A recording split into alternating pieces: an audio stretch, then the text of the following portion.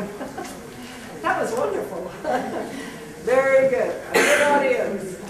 I would like to welcome you all to the Athens Centre. We are very honored to have Ginger Zaimis speaking tonight, presenting her book and reading some of her poetry, and Alicia Stallings as the person who will introduce her.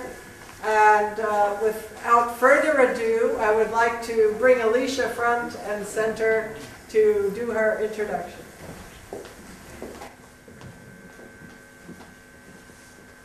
Welcome, thank you Rosemary, and thank you to the Athens Centre for continuing to be a house of the muses, as it were, and to be a home for poetry and the arts, and for community, which I think is what this audience also represents. It's a great pleasure and an honor to be introducing this book and to be part of performance of some of this book. I'll talk a little bit. Ginger Zaimis, GF Zaimis, is a woman of many talents in the visual arts and photography, in philosophy, and it's been exciting to see her poetry. I think when I first met her, I did not realize that she also had this wonderful poetic talent, so that's been a wonderful discovery. I'd like to talk a little bit about this book and about Ginger as a poet. I think she's got three really fantastic qualities about the poetry. I would say ambition, which sometimes we don't see enough of in the arts. I would say accomplishment, and I think the second book very much represents that, a moving forward in mastery, and originality. Those sound like very vague, big abstractions, but I'll support them a little bit. I think you are definitely ambitious when you start off your book and you just straight off the mark mention Aeschylus, Shelley, Hesiod. This is not a woman who is shy about her claims in the art, and I think that's fantastic. But she's also got what you don't always have with ambition, and that is wit and humor. I think sometimes these things don't go together. There are people who are accomplished but not original. There are people who are ambitious but don't have the accomplishment. So I think it's great to see these three things working together. I would say that there are various aspects of originality. I think when we think about originality, sometimes in the arts we think, oh, someone has to do something shocking and new. That's very much the sort of modernist idea, the make it new of originality and modernism. But whenever you think of that Ezra Pound dictum, make it new, you have to think of what is the it. The it is something very old. So in a sense, originality is going back to the pyi, to the source, like Pegasus. Originality is actually, in some ways, about going backwards and going to more ancient things, and I think that Ginger does this as well. Come in, find a seat. Especially in talking about these earlier poets and so forth. But in two modes that she's got in here, besides there's a play that we will be reading for you later, but she does exciting things with the sonnet. You don't often think of those two things together. Perhaps you think of sonnets as something old and fusty, and she's invented this new form that she's experimented with called the triptych, which I think partakes a little bit of the haiku, a little bit of the ancient fragment, a little bit of these kind of Williams triads. But as for the sonnets, which interest me, they often start off in a kind of traditional way, in that first 8 lines, and then go somewhere really kind of wild and shocking in the last 6 lines. Sonnets are supposed to do that. They're supposed to take a volta, a turn. But I'm always intrigued at the kind of really extremes of sometimes of diction, of mood, and that makes them exciting to me. I'll read 1 or 2 of them just very briefly.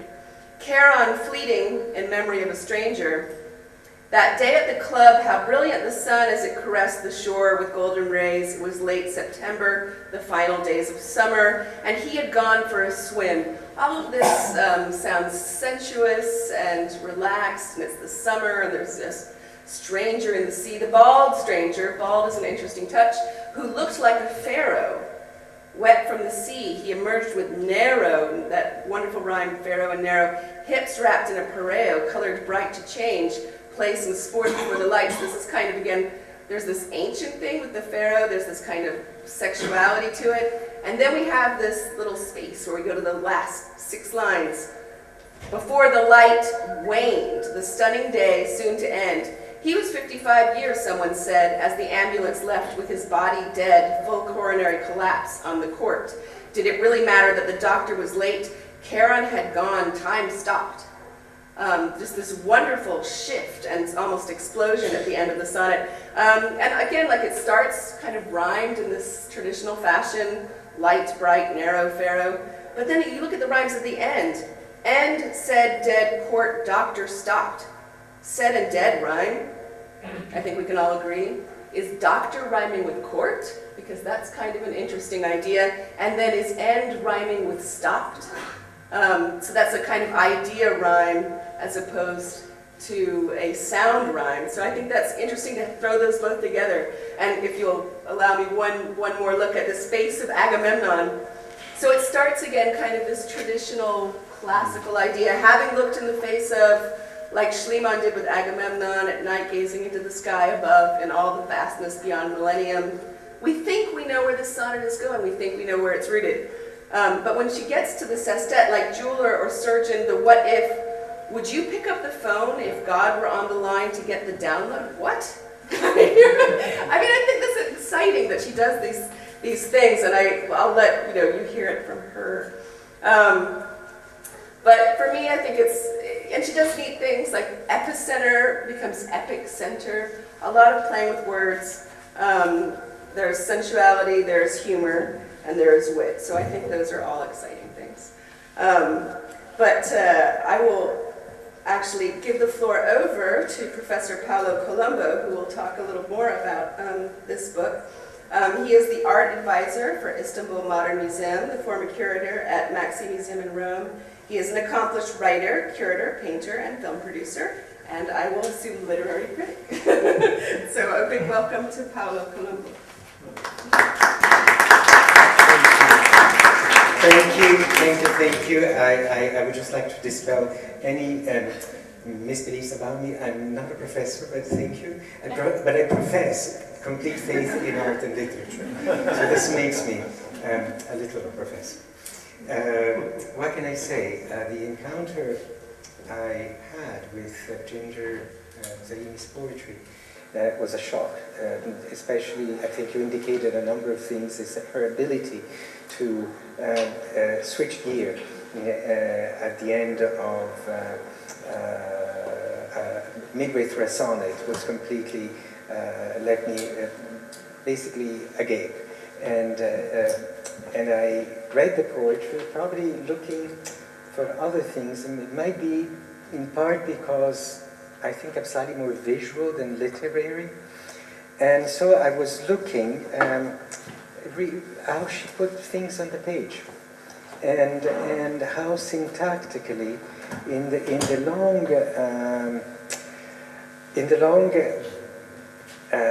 conversation of the book, she would juxtapose poems in ways that became incredibly significant, both in imagery and in content. And I just, as I go through her book, and I go through the sonnets, I have Therapy with Antigone and Penelope's Quill that somehow both deal with righteousness. And I switch the page, and I have Bone Oracle and Phaneropita, and in a way they both deal with fate and free will, one using very harsh words.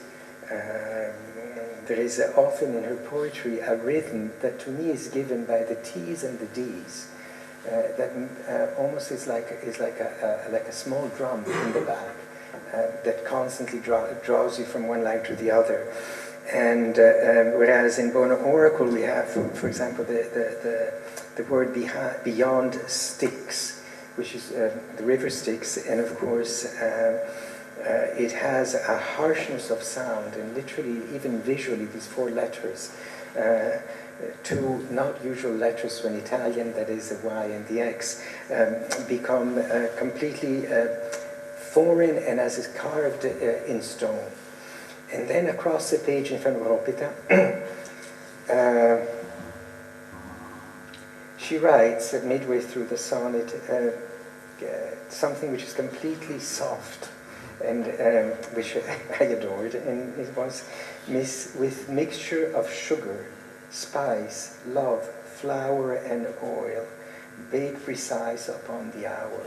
And hardly any D's, only 1 T, and no drum sound. Just the reader is taken into a river of gentleness. And I think this ability that she has of not only with the imagery, but with the sound, to represent an image and to give us words that are carved very precisely, carved like you'd carve a stone, and that give, in the end, an architectural structure to the text, made it for me absolutely fantastic and wonderful. And I can go on. I have next page is 2 pages, of course, and one on the left side is Urania, and the next one is Charon Fleeting, and one is about birth, and the other one is about death. And I think the book has been constructed incredibly well in bringing us from one concept to the other, just by the turning of by facing the page and by the turning of the page. And I would go on with Blood Omens, which is about betrayal of trust, followed by The Face of Agamemnon. And again, the next one, which is called What's in a Name, which is about basically going from man to myth. In Parthenon Chronicles, it goes from myth to man. So there's this ability within the structure of a book to guide you through a number of complex concepts by the placing on the page and in the flow of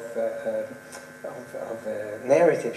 I found that totally fantastic. And of course, this might come because of my life as a curator, and I really care for the flow of images from one page to the other. And the 3 things that totally touched me about her work was the sound, the ability of creating this flow of imagery, and the way the imagery is placed within the poems. And I think she's just a fantastic artist and poet. I feel totally flattered to be here and to have been asked to participate in this, and thank you.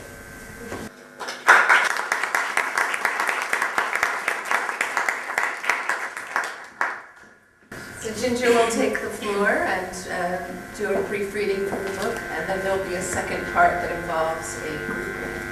I'm buzzing. Thank you very much for coming. Before I start, I'd like to take just 2 seconds and acknowledge someone who passed away today. His name was Konstantinos Aristotelis. He was a philosopher and distinguished member of the Athens Academy. He died at 103 years old, so adieu. Anyway, so Prometheus Rebound. Voila. It's a hybrid of mythology and philosophy, or philosophy and mythology. It is, it's basically reality narrated through fairy tale fiction or contemporary parable. Myth is really not myth, but reality being enacted every day. I appropriated Aeschylus' title It's true, and then I took Shelley's title and somehow like rewound it. And then I gave it the title of the book with all the other mythology I'd combined it with. But we'll get to that part later when we read collectively the play, and it's written in sonnet cycles. The book consists of two forms. It's the sonnet and the triptych, which is what it is, or as it sounds. It is 3 parts as one, as Rothko might have envisioned it, or the Homeric epigram plus 2 lines. This is what I was inspired by. I thought it would be an interesting design element to experiment, to try it out, to test it. So we've done that, or I've done that rather, and literally I'm very thankful to the editor who definitely put the sonnets on pages, which literally read like diptychs into triptychs. So, and Paolo was very astute in pointing that out. I hadn't seen that when the book had first come out, so thank you. So I'm going to start with, I'm going to read a couple of triptychs. As you know, the Greeks, the ancient Greeks, they viewed philosophy or fate in a static context. They believed that fate was given to you as your plot when you arrived in this life and was unchangeable for the most part, as opposed to the Norse mythology, who believed fate was dynamic. So my last poem, which is actually going to be my first poem tonight, is called Word Worker. Now we play with words here, not W-Y-R-D, but W-O-R-D. And this poem probably should not have been in the collection, but it actually is in the collection. It was by chance or not that I had been introduced to someone who I really admired her work some time ago. And when she gave me her name card, there was another card attached to the back of it. And when I got home, I looked at it and it had the curious 2 words on it, Word Worker. So immediately being fascinated, I did the etymology of the word, and I loved the idea that it was really like the whole context of dynamic fate. So here we are, Word Worker. Can he reprint our word, untangle the woven thread, color the chariot verbs, or strew the flaxen seed like the mage's hand in flow, pulling the clue clean, free, to edit the painted vase, figured by Atropos, Clotho, and mold new the leaden cast?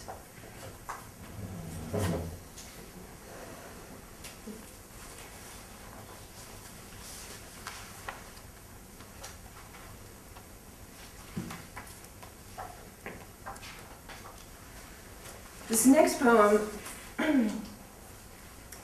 was quite inspired by the Pre-Socratics. It's entitled Omens of Truth. And basically it plays with the idea that there are road signs along the way, along your journey in life. And you're supposed to get it. You're supposed to see these road signs. And sometimes we do and sometimes we don't. And there are many times in life where you have an experience, you're like, right, am I supposed to get this? This is happening. Omens of truth. How do you read omens? Not how to, but how do you? No need to read omens here, only truth. This next poem it's a curious poem. It's about something breaking and being constructed. So the whole philosophy that every subject is actually 2, and there are 2, yet 1, yet 1, yet 2, and this whole interconnectedness was something that is a reoccurring theme in my work. So I entitled it Tools. You can use the same tools that broke you, the same device that spliced the 1 into 2, to mend the mind, body broken anew.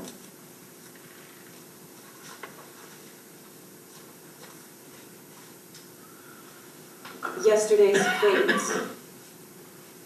It cracked on the marble, the gorilla glass.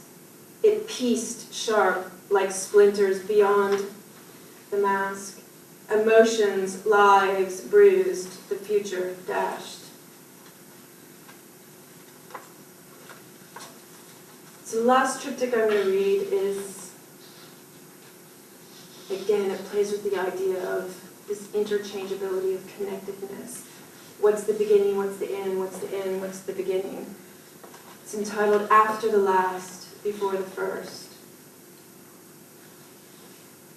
Be still after the last stop, there, disguised in the backdrop, beyond the clearing, a threshold, the door to tomorrow which unfolds. Times and lips will carry you forth, your heart into truth, the soul's north. So now we're going to work our way into a couple of sonnets. And Alicia and Paolo were good enough to mention a few of them. I'm going to read one that we didn't talk about earlier, but we did reference. It is, I was driving through the Peloponnesos, I guess about a couple of years ago, and we were crossing, it's kind of like wetland, and there was really nothing there, and there were signs that said necromantio, necromantio, necromantio. And so I thought, wow, bone oracle, great. And I remembered her in Mythology from various readings, so bone oracle. And this poem plays with the idea that we're tapping the quantum field, that we're translating from the non-physical to the physical, so bone oracle. There, the necromantio off the road, near the river who runs to Hades, beyond Styx, with the sea pines at the gates. It is home to all the hag and her toads. There you will find a bone oracle witch, who shall divine upon your invocation, after offering her a prize of temptation, though no longer formidable her shtick. Sunken in ruin, the temple, disguised, where omniscient wisdom did reside. Flung on stone as the thought left the hand, dry calcium runes times grains of sand. Energy bled from a toss of bones aside. The fate of the living she would then divine. So I'm going to close this solo reading with a sonnet, which really speaks about a universal language, which I think, a silent, universal language which we're all encoded with somehow, plant, animal, creature, being. It's called language of. It is words spoken without words, into space, the atoms amidst the air, a language that all creature or form knows in rhythm, void of despair. Whispers, silent, heard only with inner ear, human or not, a dialect spoken to hear. From the architect of every, any and all, timeless yet here before insect could crawl, or carob tree pushed against the red soil, while man was still wet in his mold of clay, and the billows of clouds floated, strayed.